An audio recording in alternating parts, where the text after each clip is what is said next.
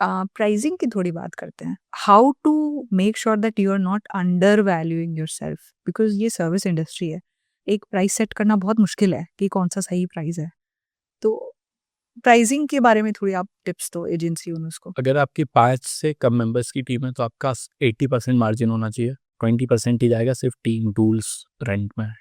80% is margin. अगर आपकी team है 5 से 25 की है तो आपके पास 50% का मार्जिन होना चाहिए। जब आप इसको ग्रो करते हो, 25 से 50 वाला है, इसमें बहुत थिन मार्जिन है, 30 to 50% के बीच का देखोगे। 50 के बाद जैसे हुए आपका 30% का मार्जिन होना ही होना चाहिए। अभी मार्जिन है क्लियर प्रॉफिट, जिसमें आपकी सैलरी जा चुकी है, टूल के कॉस्ट जा चुके हैं, मेंटेनेंस जा चुका है, इलेक्ट्रिसिटी, रेंट, सब। तो बहुत सिंपल है। तो अगर आपकी 5 लोगों की टीम है एग्जांपल, सब लोग 50 हज़ार रुपये लेते हैं, तो 2.5 लाख रुपए की आपकी सैलरी है। तो आपको इन 5 लोगों से आराम से 15-20 लाख रुपए का काम करवाना होगा। बहुत तो वो एक हेल्दी मार्जिन है। Healthy margin. हुँ। बट वो यूज़ होता है, री इन्वेस्ट करना है। इनिशियली सबसे अच्छी बात ये है कि मार्जिन ज़्यादा है तो री इन्वेस्ट करना है, न्यू लोगों को हायर करना है।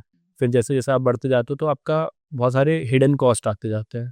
तो हिडन कॉस्ट एग्जांपल बताओ। फाइनेंस की टीम हिडन कॉस्ट है। सो फाइनेंस वाले का डिपार्टमेंट अगर 2-2.5 लाख रुपए का बन जाएगा, अगर एक अच्छा करा, तो वो 2-2.5 लाख रुपए आने ही नहीं है।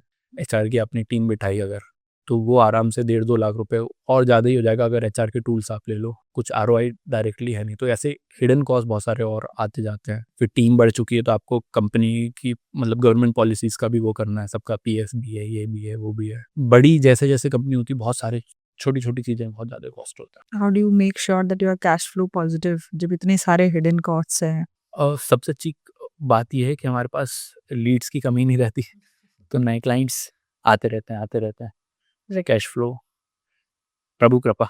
एक 5 क्लाइंट वाले एजेंसी और एक 50 क्लाइंट वाले एजेंसी में क्या चेंजेस होता है? 5 क्लाइंट्स वाला बड़ा आराम से काम करेगा, उसका क्लाइंट बहुत मतलब उसकी ज़िंदगी बहुत आराम से चलेगी। हाँ। उसको पैसा भी ज़्यादा कमाएगा 5 क्लाइंट्स वाला, उसका क्लाइंट भी बहुत आराम वाला होगा कि वो आराम से फ़ोन कर रहा है, उसको 4 दिन की टाइमलाइन दे दी, बहुत ईज़ी है। 50 क्लाइंट वाला उतना ही उल्टा होगा, पैसे भी कम दे रहा होगा क्लाइंट, उससे पेमेंट के फ़ॉलो-अप्स भी लेने होंगे कि आज 5 तारीख को क्लियर होना था, 25 को क्लियर कर रहे हो। काम भी उसको डिलिवरेबल 3-4 दिए थे, उसको करवाने 10 हैं और 10 भी प्रायोरिटी पे आज ही करो, आज ही करो, और सुनाएगा भी उतना है। तो जितने ज़्यादा क्लाइंट्स उतना ज़्यादा, अगर जितने सस्ते क्लाइंट लोगे उतना ज़्यादा प्रॉब्लम होगी। मतलब कम क्लाइंट्स रखो पर अच्छे प्रीमियम क्लाइंट्स रखो, दैट्स व्हाट। इसमें टाइम लगेगा, सबको अपन ये रिकमेंड कर नहीं राइट, सकते कि ये राइट। चीज़ हो। तो अभी तो जो क्लाइंट्स मिले, जिस प्राइस पे मिले, सब जैसा मिले सब करो, पोर्टफोलियो बिल्टअप करो, क्वालिटी बनाओ, खुद को सबसे पहले तो लर्निंग दो। जब आप पहले मौका तो मिले काम करने का, तो आप पहले समझो इंडस्ट्री को। तो हम लोग सिर्फ बड़े क्लाइंट्स का भी मौका नहीं देते हैं, बड़े क्लाइंट्स को सिर्फ रिजल्ट चाहिए। सो अगर हमें आज नॉलेज आया तो वो छोटे-छोटे क्लाइंट्स को काम करके आया है। तो छोटे क्लाइंट्स के साथ काम करो और फिर धीरे-धीरे हटाते हुए सिर्फ प्रीमियम क्लाइंट्स को सको। एजेंसी को भी पर्सनल ब्रांड बनाने की ज़रूरत है? ऑफ कोर्स सर्विस बेस्ड कोई सा भी बिजनेस हो, अगर आपको ग्रो करना है तो आपका पर्सनल ब्रांडिंग बहुत बड़ी इंपॉर्टेंट है। उसी से आपका लीड मैग्नेट वही है।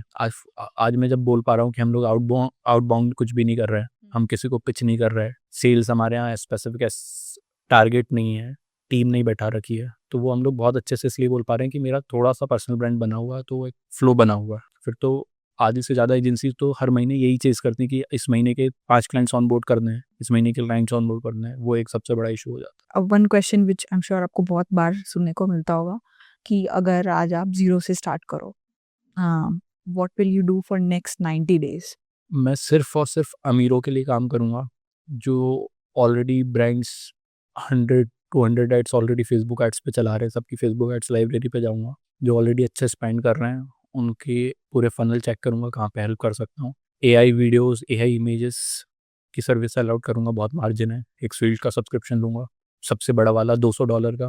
वो आपको सुनेगा ही क्यों?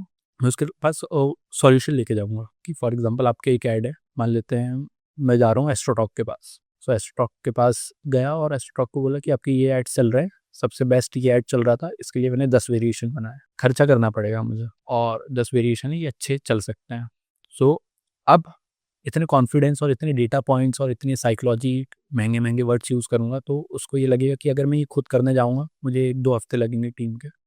इसने ऑलरेडी रेडी करके रखे हुए हैं। तो ये जब मैंने इसको पैसे नहीं दिए हैं, जब ये इतनी मेहनत करके लाया है, तो मैं पैसे दूंगा तो ये तो और हेल्प कर सकता है, तो उस तरीके से onboard. I totally agree with this point.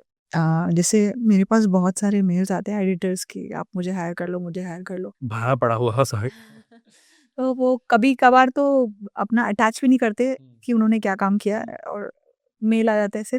कई बार वो लोग अपने सैंपल भेजते हैं कि देखो हमने ये किया, और कई बार ऐसे लोग होते हैं जो पॉडकास्ट से क्लिप्स उठाते हैं और एडिट Edit करके करते हैं, फिर भेजते हैं। उनको हायर किया हुआ है मैंने। तो डेडिकेशन दिखता है ना, और हमें काम का, आपने फॉर एग्जांपल राज शमानी की एडिट करी है, क्या पता उसका कैसा है, ऑलरेडी एडिट थी, हमें नहीं पता। आप तो मुझे बताओ मेरा कैसा रहेगा एडिटिंग, या मेरा ब्रांड कैसा रहेगा। मैं एस्ट्रो टॉक के पास जाके एस्ट्रो योगी की बात नहीं करूंगा, या फिर एस्ट्रो सेज की बात नहीं करूंगा, मैं उसकी बात कर रहा हूँ और पैसे से पहले कर रहा हूँ।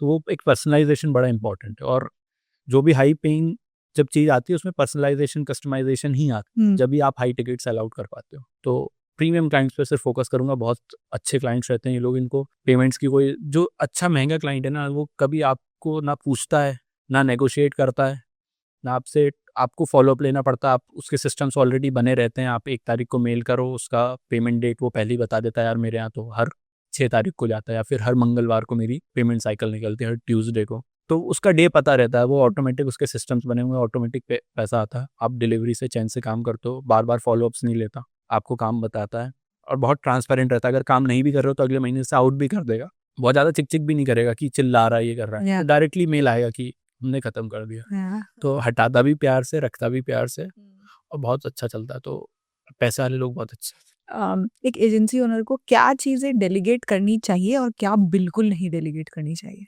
एजेंसी ओनर को सेल्स पार्ट, जो ऑनबोर्डिंग पार्ट है, वो कभी भी डेलीगेट नहीं करना, नहीं करना चाहिए। बाकी सब डेलीगेट ही करना चाहिए। जितनी चीज़ें सब सिखाओ, क्योंकि आप, मैं कब तक मैं टाइट्स लगाऊंगा, ऑफकोर्स मेरी उसमें एक्सपर्टाइज हो सकती है, बट मैं रोज रोज ऐड नहीं लगा सकता हूँ, मेरा भी एक फटीक आएगा, मैं बिजनेस कब देखूंगा। तो बाकी जितनी चीज़ें, एचआर, ऑपरेशंस, हर एक चीज़।